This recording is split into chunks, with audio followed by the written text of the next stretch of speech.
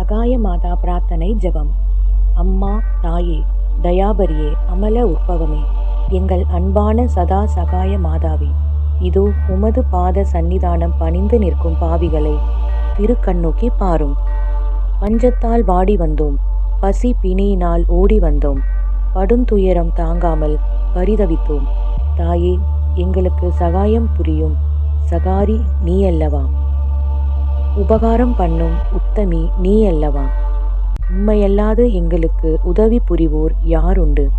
துணை செய்வோர் யாருண்டு? இறங்குவோர் யாருண்டு? ஏந்தி அணைப்பார் யாருண்டு? அம்மா தாயே ஆண்டவளே, உம்மையல்லோ உலகம் சகாயத்தின் நாயகி என்று அழைக்கிறது, இரக்கத்தின் ராக்கினி என்று கூப்பிடுகிறது. இதனால் அல்லோ உமது சந்நிதானம் கோடான கோடி பக்தர்கள் நிரம்பி வழிகிறது. லட்சாதி லட்சம் பிற சமதிகளால் நிறைகிறது. நாளாந்தம் ஆயிரம் புதுமைகளால் பொலிந்து விளங்குகின்றது. இதை அறிந்தே பாவிகளாயிருக்கிற நாங்கள் உம்மேல் நம்பிக்கை வைத்து உமது சந்நிதானத்தில் சரணடைந்து நிற்கிறோம். உமது பாதார விந்தத்தை கட்டிப்பிடித்து கண்ணீரால் கழுவுகிறோம். இருக்கை நீட்டி இறந்து கேட்கிறோம். விண்ணப்பம் பண்ணி விடையை எதிர்பார்க்கிறோம். இந்த உலகத்தில் உம்மையல்லாது எங்களுக்கு ஆறுதல் புரிபவர் யாரும் இல்லை. இந்நேரம் எங்கள் பேரில் மனமிறங்கி ஒருமுறையாவது உமது கருணையின் வழியில் கடைக்கண் பார்வையை எங்கள் பக்கம் திருப்பி அருளும். மதுரவாய் திறந்து மறுமொழி சொல்லி அருளும். திருக்கரத்தால் வெகுமதியை தந்தருளும்.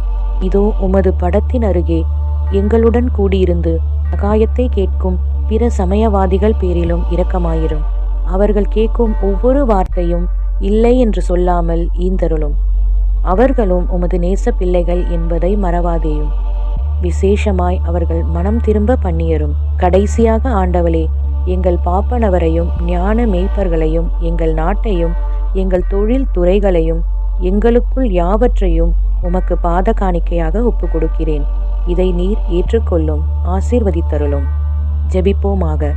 சர்வேஸ்வரா சுவாமி, பரிசுத்த சகாய மாதாவை வணங்கி அவருடைய சலுகையை இறந்து அழுது மன்றாடி கிடக்கும் அடியர்கள் மேலே கிருபை வைத்தருள வேண்டும் என்று உம்மை மன்றாடுகிறோம்.